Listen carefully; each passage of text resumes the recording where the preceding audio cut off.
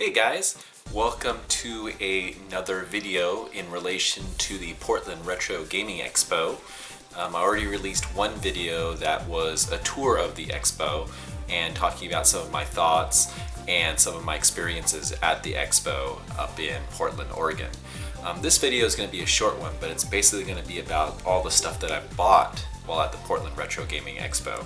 And I didn't go too crazy. I did buy a couple of different things that I wanted and just stumbled upon a few other things that I kind of decided to buy on whim at the last moment. So nothing truly amazing or groundbreaking or anything like that, but still definitely a decent collection of stuff that I wanted to share with you guys. So we'll start at the smallest stuff and kind of work our way to the top. First thing is solitaire poker for Game Gear. I have off and on tried to collect Game Gear games. I like that system. It's great. You know, I like to take it on the go and play games whenever I get a chance to.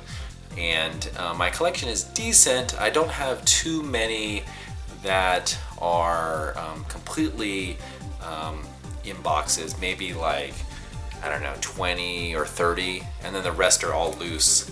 But I'm not really concerned too much about just getting boxed Game Gear games. Loose ones are totally fine, so whenever I come across one that's relatively inexpensive and one I don't have, and you know, I enjoy poker, so why not? I think this is only like a few bucks or something like that, so definitely a great purchase for me. All right. Next one, continuing on Sega platforms, I guess, Genesis. This one is an interesting one from EA Sports. It is Tough Man Contest. This one again was a loose game. I think I only paid like $3 for this or something like that. So I always like to find good deals on Genesis games. Again, you know, I'm not too concerned about it being boxed or loose. As long as I can play it, that's all that matters. And Tough Man Contest was one that sounded like pretty cool, pretty fun game. And so I thought, you know, give it a try. It's only like a few bucks, so I did. So that was purchase number 2. Next one, I continue to build my Dreamcast collection. This is a sealed Next Tetris online edition. And oh wow, it's powered by GameSpy. Remember GameSpy? They used to provide sort of online services for PC and Dreamcast and consoles as well. But that's a sign of the times, I guess, that GameSpy is doing that. Anyway, Next Tetris, it's sealed. Price says $14.95 on this. I don't think I paid that much, maybe like $10 for it. But nice to have that in my collection. Okay, next is the package Super Mario Maker. I already have the loose game of Super Mario Maker for the Wii U. As some of you know, I've been working towards a complete Wii U set for North America.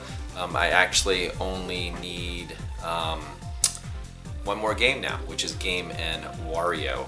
But I've been also kind of going through and collecting the box sets or the alternate versions of some of the games, and one of them is this one, which came with a book on the inside for those who don't know.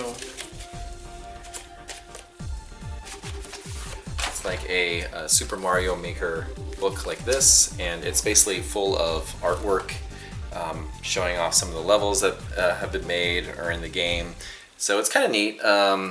Also like planning sheets for some of the levels. So you know, I didn't have that before. I had the game by itself, but wanted to get this as well. So now I have the complete set of that game. Okay, moving on to the next thing is a NES cartridge, but it's not an official NES cartridge. It's one of the more recent releases by Retrobit. This one is the Data East All-Star collection. You know, Retrobit is a company that releases a lot of retro related stuff. They've released a few of these kind of cartridges for Super Nintendo, NES. I think there's several of them. And normally I wouldn't buy these, but this one was $5, so I thought, what the heck, I might as well pick it up. And they generally come up with some cool stuff. So like this one comes with It looks like Burger Time pin and a Ring King pin. You can see those. That's pretty neat. And then, let's see, what else? Of course, Burger Time sticker. Burger Time is one of the main games on this collection, obviously. And actually the collection has 5 games. It has Bad Dudes, Buggy Popper, Side Pocket, Burger Time, and Ring King. And then I actually have at least one of the other ones which has Fighter's History on it. So for the Super Nintendo. Cartridges looks a little bit different than a normal NES cartridge. Just has a little style about it, kind of the red on the side there, but no biggie. But for $5, what the heck, might as well get it and add it to the collection. So there's that. Okay, so earlier I was talking about wanting to try to complete my Wii U collection. I showed you Super Mario Maker, which again was a game I already had, but I wanted the boxed version of it. This is a game that I've been really needing, which is Mario and Sonic at the Rio Olympic Games. And the ironic thing about this game is that I worked on this game at Sega. It was the last project, or one of the last projects I worked on. And unfortunately, before this was sort of manufactured and released out into stores, Sega moved from San Francisco down to Southern California, and that's when we parted ways, and the vast majority of Sega employees kind of parted ways from Sega, and only a few people moved down south. So it was kind of ironic that I never had a copy of this, even though I worked on it. But finally, I've been able to get it, and it was at a decent price. This is one of the ones that's been slowly going up in price recently over the last couple months. So it's definitely one of the more pricier ones. It's not crazy. It's probably like $30 or $40 now. So it's not like outrageous in comparison to some of the other retro games. But definitely, if you are collecting Wii U games, I would suggest trying to hurry up a little bit.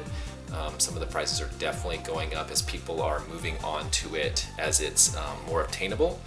Trying to get a complete collection for a lot of the other systems is a bit daunting because of the large number of them or the large cost. But the Wii U is at that sweet spot where there's only about 165 games, so it's very manageable. Some of them are a little bit difficult to get now, like the limited run release of Axiom Verge. That's going to be a little bit pricey, and then games like Devil's Third, Hello Kitty Cruisers, and things like that. But all in all, it's still very, very manageable, not too crazy cost-wise, but that's certainly changing. So I would suggest jumping on that now if you are going to do it. All right, 32X is another one that I'm sort of collecting for, but I know I'll probably never get a complete set because I'm kind of unwilling to pay the exorbitant amount of money for games like Spider-Man and the few other ones that are in the hundreds of dollars. Spider-Man's like $300, $400, $500, I think, if not higher, depending on condition, which is just a bit ridiculous for a single cartridge Spider-Man game. So I don't think I will ever get the complete set, but regardless, I'm trying to get the ones that I don't have, and I'm trying to get them in box. This is one of them. This is Golf Magazine presents 36 Great Holes starring Fred Couples. So the ironic aspect of this, again, another irony story, is I was going through my collection recently, and I had this in my collection, and I went to it and I opened it up and there was no cartridge in it. So I had the manual and the box and the inserts, but no game for some reason. I have no idea where that game could be. No one would borrow it probably, so it's got to be around somewhere, but it really annoyed me. So when I was at the Portland Retro Gaming Expo, I ended up buying another copy of this just for the cartridge. So now I have this, and I'm one step further forward in my 32X collection.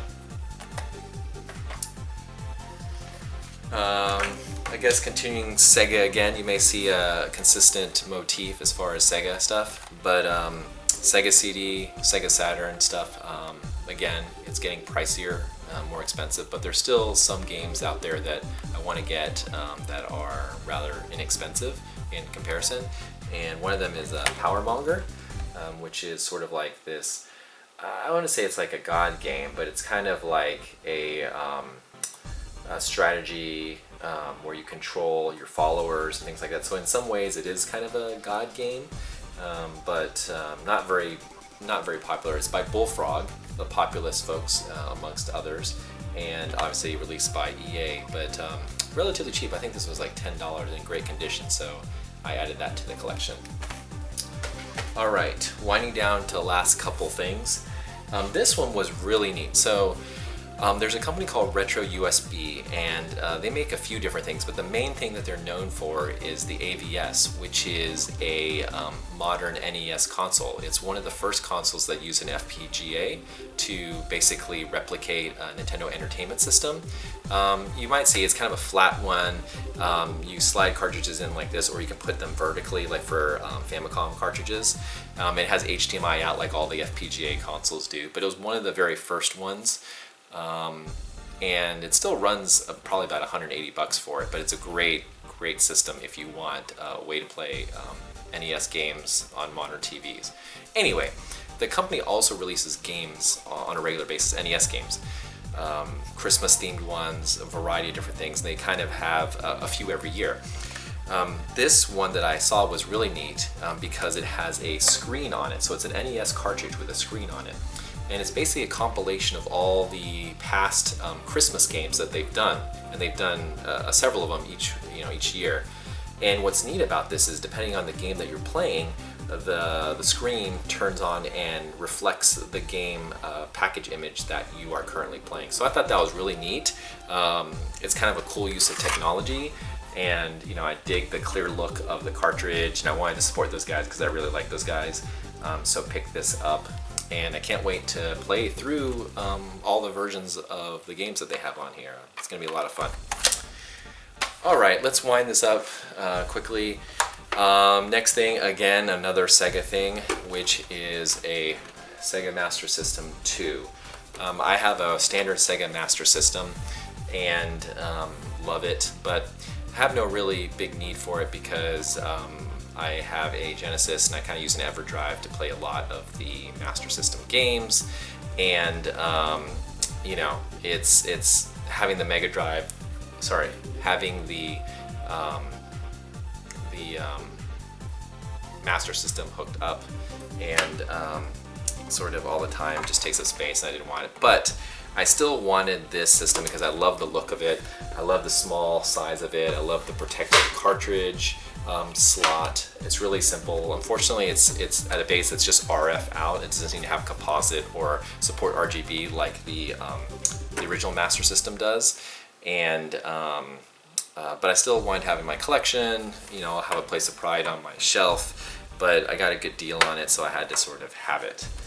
And I think that's it. That's basically it. Like I said, short and sweet. Only a few different things that I got for my time at the Portland Retro Gaming Expo. Had a lot of fun there. Had a lot of fun finding the stuff, and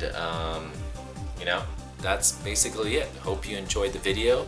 Let me know if you have any questions about any of the stuff that I showed. Thanks again for watching me talk about the Portland Retro Gaming Expo and all the stuff that I purchased there. And I will see you next time. Have a great day. Bye.